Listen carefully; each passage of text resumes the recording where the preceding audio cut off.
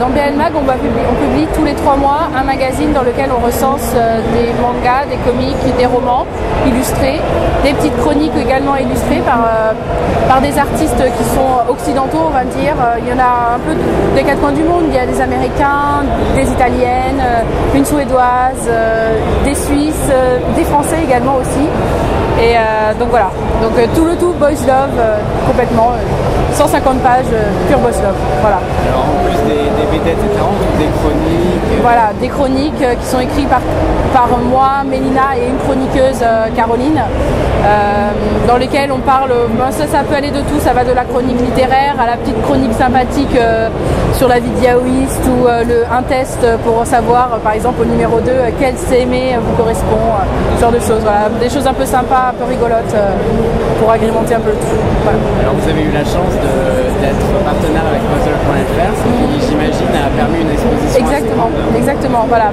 On a fait 7000 vues sur le premier magazine, 7000 lectures, donc c'est vraiment pas mal. C'est vrai que d'avoir mis le magazine sur BuzzOff.fr a fait qu'on a pu avoir un public très large dès le début sans forcément être très connu à la base, mais rien que parce qu'on s'est mis sur un site comme ça avec beaucoup de trafic, on a eu une bonne médiatisation de ce côté-là, c'est certain.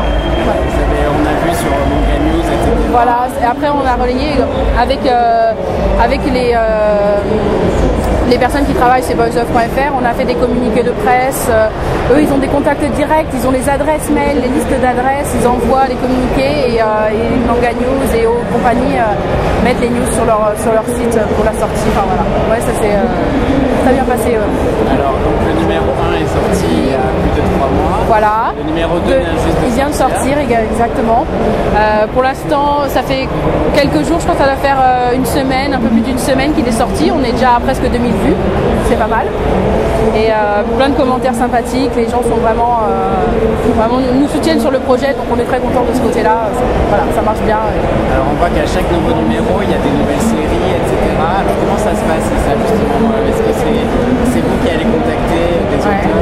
Alors pour le premier numéro c'est ce qu'on a fait, on a contacté plusieurs auteurs, on ne les a pas tous, on n'a pas fait non plus la razzia, c'est-à-dire on n'a pas contacté tous ce qu'on a trouvé, on a contacté que quelques auteurs pour se concentrer sur eux, donc voilà, c'est ce qu'on avait sorti dans le premier numéro, et au deuxième on a recontacté d'autres personnes, de nouvelles personnes, pour savoir si ça les intéresserait, donc on a Purpuré Anoxa en plus, c'est des italiennes par exemple, et voilà, on a contacté quelques auteurs en plus pour les avoir dans le magazine au deuxième numéro, mais en général les gens sont assez emballés par le concept et on a peut-être eu un refus, voilà, c'est tout, mais sinon il n'y a pas de souci.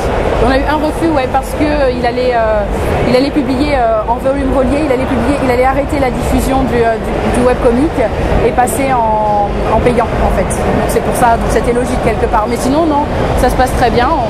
Ça nous permet un peu d'avoir des contacts avec des auteurs étrangers. Enfin, ça c'est intéressant, savoir comment ils travaillent, comment. Voilà. Alors est-ce que tu peux nous présenter un peu le stand à Japan Expo? Qu'est-ce que vous proposez sur le stand? Alors sur le stand, on a deux parties de notre stand. On a une partie vraiment BL Mag dans lequel on présente les œuvres de nos auteurs. Donc ce sont des œuvres, leurs publications officielles, donc les romans de Phébé et de Marlène Jedimac. On a quelques exemplaires à consulter. On a aussi pris des recueils d'auteurs américains, où là on a le recueil de la Suédoise qui a fait la couverture du deuxième numéro. On a du Starfighter, voilà, pareil en consultation. Et on a aussi Éphéméral, qui est également sur la convention à notre stand. Voilà. Et on a également sur cette partie-là du stand des jeux. Deux jeux en réalité. Un jeu qui le Traversin Viewfinder à 1 €, où il faut essayer de le gagner en achetant un ticket de tombola. Le ticket est à 1 €, il y aura un tirage au sort et le gagnant repartira avec le Traversin. Donc ça sera sur les 4 jours. Le tirage au sort aura lieu le dimanche à 14 h. Et on a également un grand quiz yaoi sur les connaissances en manga, animé, voilà, de Boys Love bien sûr, un peu un grand panel de tout ce qui se fait, et avec plein de lots à gagner. Donc nos lots nous ont été donnés par Discount Manga. On est en partenaire avec Discount Manga sur nos jeux. Voilà, donc c'est pour ça qu'on peut offrir vraiment des lots très intéressants cette année. Et sur l'autre partie du stand, on a Mélina avec ses produits personnels, mais du Bosch Love et du non Bosch Love. Mais il y a du Bosch Love, par exemple, des badges, des miroirs, Sekaiichi Hatsukoi ou Junjo Romantica, voilà, des cartes, plein de fan art qu'elle fait de Bosch Love. Voilà, du viewfinder aussi également. Et bien sûr, elle a quelques petites illustrations, un tableau, ça de son travail personnel non Bosch Love. Voilà, c'est ce qu'il y a. Alors hier, on a vu, donc on enregistre l'interview vendredi. Ouais. Hier, il y a eu énormément de monde à la Japan Expo. Tout à fait. Est-ce qu'il y a aussi du monde sur le stand BL-Mag? Tout à fait, on a été très surpris parce que on s'attendait à ce que jeudi ce soit calme, alors que c'est parti dès le début. À 9h, il y avait déjà plein de monde, ça n'arrêtait pas sur le stand, c'était vraiment en continu. On a bien écoulé une ticket Tombola, on en a écoulé 150 dès le premier jour, donc on était vraiment épatés et puis très contents évidemment. Plein de gens également qui connaissaient pas forcément BL-Mag mais qui s'arrêtaient quand même pour regarder. Alors on a fait plein de pubs, on a distribué des flyers, on a expliqué comment ça marche. On a fait une impression du premier numéro pour que les gens puissent feuilleter, se faire une idée de ce que c'est, juste avec des extraits.